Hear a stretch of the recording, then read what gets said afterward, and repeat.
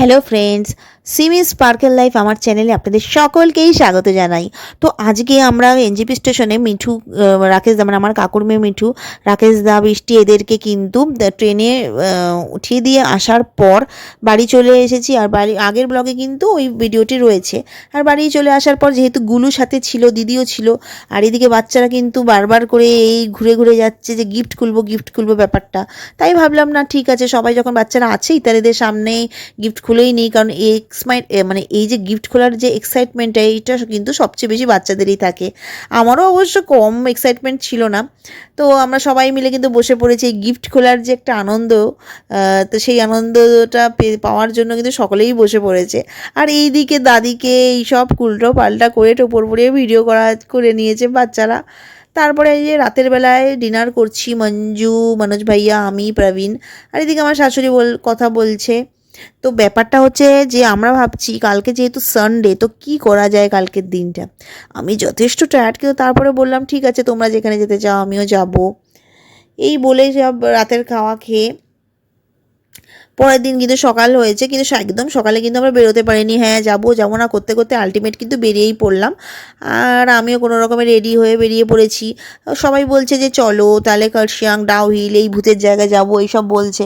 জানি না কতটা কি হবে, কারণ অনেকটাই বেলায় আমরা বেরিয়েছি। আর আমি তো 15 দিন আগেই ঘুরতে গেছিলাম, তাই জন্য আমার অতটা ইন্টারেস্ট নেই। তাও কিন্তু ফ্যামিলির সঙ্গে সময় কাটানোর লোভে কিন্তু আমিও বেরিয়ে পড়লাম। আর এই যে পেহেল, নন্দিনী, এই যে মঞ্জু, সবাই মিলে বসে পড়েছি। আর এই যে ইয়শ সবার কোলের উপর ও সেট হয়ে গেছে।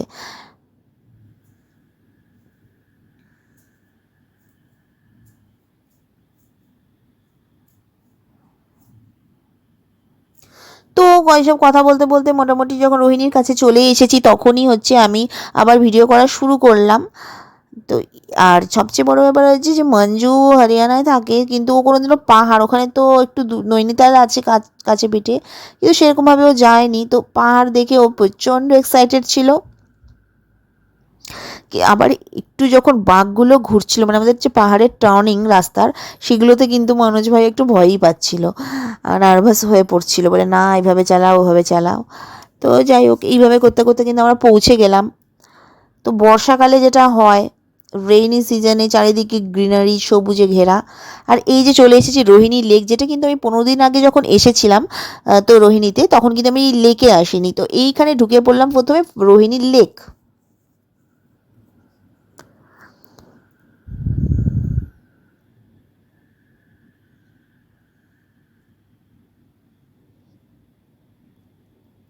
আমি গাড়ি থেকে নামিনি, আর তখন একটু ফোঁটা ফোঁটা বৃষ্টিও শুরু হয়েছিল। তো আমি বললাম তোমরা যাও, আমি বাচ্চা দুটোকে নিয়ে বসে থাকি গাড়িতে। তো আমি পুচকু দুটোকে নিয়ে গাড়িতে বসেই ছিলাম। আর তারপরে ওরা কিন্তু ওদের মতন ঘুরে ফটো টটো তুলছিল।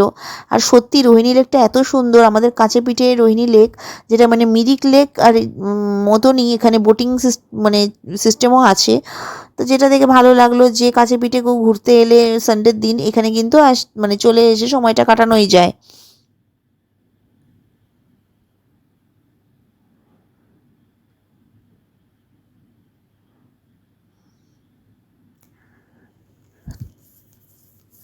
এই করতে করতে আমরা বললাম না, বৃষ্টি শুরু হয়েছে, অনেকটাই যেতে হবে। তো আমরা সকলে গাড়িতে বসে পড়লাম। তারপরেও কিন্তু গাড়ির মধ্যে থেকেও এই যে ভিডিওগুলো করা হচ্ছিল। ওখানে মনে হচ্ছিল অনেকক্ষণ বসে থাকি, কিন্তু না, বসা যাবে না। তো আমরা নেক্সট ডেস্টিনেশন মানে রোহিণী মন্দিরের দিকে যাওয়ার জন্য কিন্তু গাড়িতে আবার সকলেই বসে পড়লো।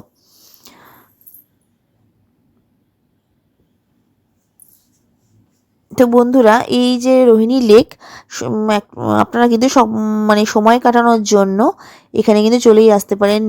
একেবারে নির্জনে লেকের ধারে বসে সারাটা দিন অনায়াসেই কেটে যাবে।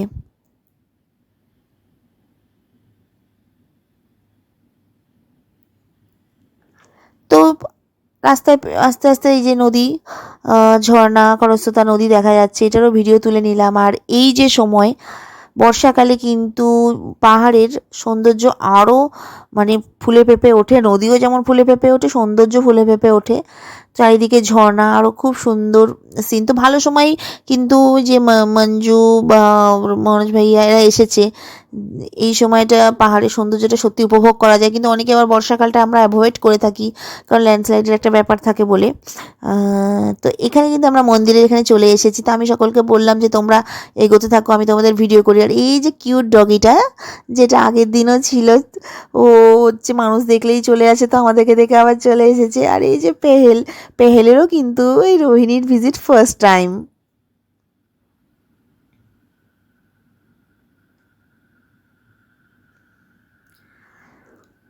এই রোহিণী এখানে যখন সকলে মন্দিরে বললাম যে ওঠো, আমি ফটো তুলে দিচ্ছি, ভিডিও করে নিচ্ছি, তো সকলে একে একে উপরে উঠে গেল। মানে পাহাড়ের প্রত্যেকটা স্টেপে স্টেপে এত সুন্দর সিন, এত সুন্দর ভিউ, যে সকলেই যেখানেই যাচ্ছে সেখানে দাঁড় করিয়ে ফটো তোলা শুরু করে দিচ্ছে। তো এখানেও একটু ওঠার পরেই যে এত সুন্দর পাহাড় ব্যাক সাইডে দেখা যাচ্ছে, তো সকলে এখানে বসেও ফটো তোলা শুরু করে দিয়েছে।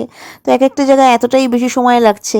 তো আমি তখনই বুঝতে পেরেছি, না আমাদের কিন্তু মনে হচ্ছে না আর উপরে ডাউহিলের দিকে যাওয়া যাবে।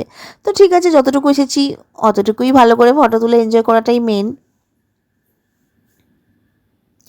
তো রোহিণী মন্দিরে যাওয়ার যে এখানে যে একটা ছোট পুকুর মতো রয়েছে, এখানেও সকলে ফটো তুলে নিল নন্দিনী দিদির কোলে। তো পেহেল খুব আনন্দ করছে।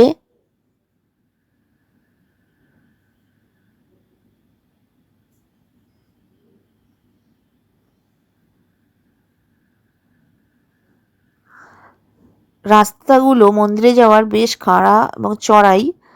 তো ভালোই, মানে যতই তুমি এক্সারসাইজ করো আর যাই করো, এখানে কিন্তু উপরে উঠতে ভালোই বেগ পেতে হয় সকলকেই। প্রথমে তো একটু আমরা রং সাইডে চলে গেছিলাম, তারপরে আবার ঘুরে এই যে এই রাস্তা দিয়ে মন্দিরে যাচ্ছি। আমি আজকে বলছি তুই চলতে থাক, আমি তোর ভিডিও করি। আর এই যে প্রবীণ ভিডিও করতে করতে করতে করতে দৌড়চ্ছে, আর পেছন পেছন নন্দিনী চলেছে ওর চাচুর পেছন পেছন। আর যতই উপরে উঠছি তত মানে নিচ থেকে নিচের ভিউটা আরও বেশি ভালো লাগছে। তো মনোজ ভাইয়া বারবার জিজ্ঞেস করছে কত ফিট উপরে এলাম, কত ফিট উপরে এলাম। তো এই যে ফিটগুলো যখন শুনছে তখন অবাক হয়ে যাচ্ছে, বাবা বুঝতেই পারা যাচ্ছে না এত ফিটে চলে এসেছি, এত ফিট উপরে চলে এসেছি। তো মন্দিরের এই যে সামনের সিঁড়িতে আমি বসে আছি, কারণ এই জায়গাটা আমার সত্যি খুব ভালো লাগে বসে থাকতে। এখানে এসেও ফটো সেশন শুরু, তারপরে মন্দিরে গিয়ে কিন্তু পুজোটা করলাম, করার পর এখানেও আমরা বসে আছি। এখানে বসে থাকতে ভালোই লাগে মন্দিরে। আর আকাশ যেভাবে ভারী হয়ে আসছে, তো বোঝাই যাচ্ছে বৃষ্টি শুরু হয়ে যাবে একটুক্ষণের, মানে কিছুক্ষণের মধ্যেই।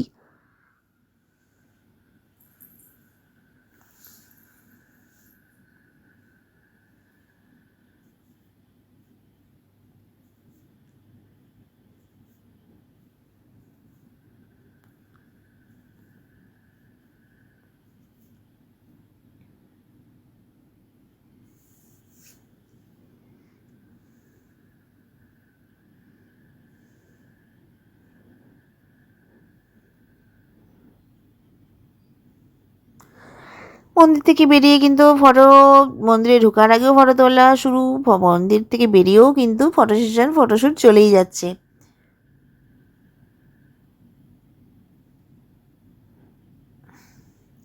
দূর থেকে দূরে পাহাড়ের ভিউও দেখে নিচ্ছি।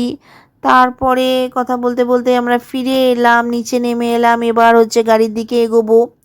আর এই যে বেরিয়ে গাড়িতে ওঠার পরে যে চারিদিক মেঘ আর ধোঁয়া হয়ে গেল কিছুক্ষণের মধ্যেই পুরো পাহাড়, মানে একটু পরে ভীষণ জোরে বৃষ্টি শুরু হয়ে গেল। আশেপাশে কিছু দেখা যাচ্ছে না, গাড়ির হেডলাইটগুলোই খালি জ্বলছে এই ঘন সাদা কুয়াশার মধ্যে গাড়ির হেডলাইট। যদিও তখন টাইম ছিল আমাদের হাতে, তখন হয়তো 3টে বা 3:30 বাজে, কিন্তু তারপরেও মনে হলো যে না, ডাউহিল তো যাওয়া যাবে না। তাও আমরা এগোচ্ছি, দেখি কতটুকু কি হয়। আর বর্ষাকালে তো এই সময়টায় তো একটু পরপরই বৃষ্টি লেগেই থাকে।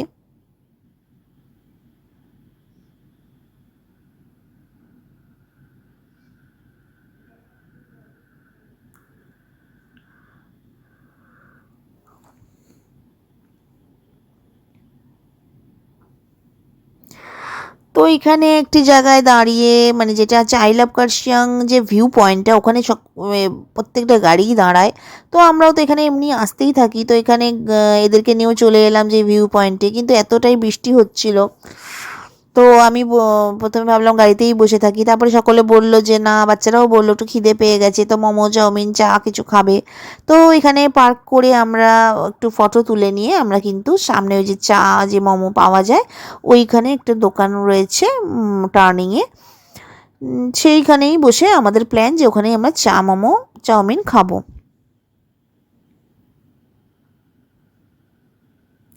তো একে একে সকলে কিন্তু ছাতা নিয়ে নিয়ে ওইদিকে সকলে চলে গেল দোকানে। তো পরে প্রবীণ আসলো আমাকে নেওয়ার জন্য, তো আমিও এই যে দোকানের দিকে যাচ্ছি, চায়ের দোকানে। এত সুন্দর সিন এইখানটা, যে গাড়িগুলো আসছে, মেঘ মানে তাল সিনেমায় একটা আমি গান দেখেছিলাম, এই মেঘ বৃষ্টি আর এই যে গাড়ি আসছে, মানে এই সিনটা একেবারে মনে হচ্ছে একটা বলিউড মুভির কোনো সিন। তো আমি চলে গেলাম সকলের পরেই, গিয়ে দেখলাম সকলেই বসে পড়েছে। আমিও বসে পড়লাম সুন্দর একটা জায়গা নিয়ে সাইডে, যেখান থেকে রাস্তা দেখা যায়। আর রাস্তা দেখতে যত গাড়ি আসছে দার্জিলিংয়ে যাচ্ছে সবগুলোর ভিডিও আমি দেখছিলাম। আর এত সুন্দর ওয়েদার, তার মধ্যে ঝমঝমিয়ে বৃষ্টি আর গরম গরম চায়ের চুমুক। এত আমি এখানে এসেছি কিন্তু এত বছরেও এত সুন্দর ওয়েদার আমি কখনোই পাইনি। অ্যাকচুয়ালি বর্ষাকালটায় আমি পাহাড়ে আসতাম না, তো আজকের দিনটা সত্যি এত বছরে কিন্তু এই দিন মেমোরেবল ডে হিসেবে ভাবাই যেতে পারে।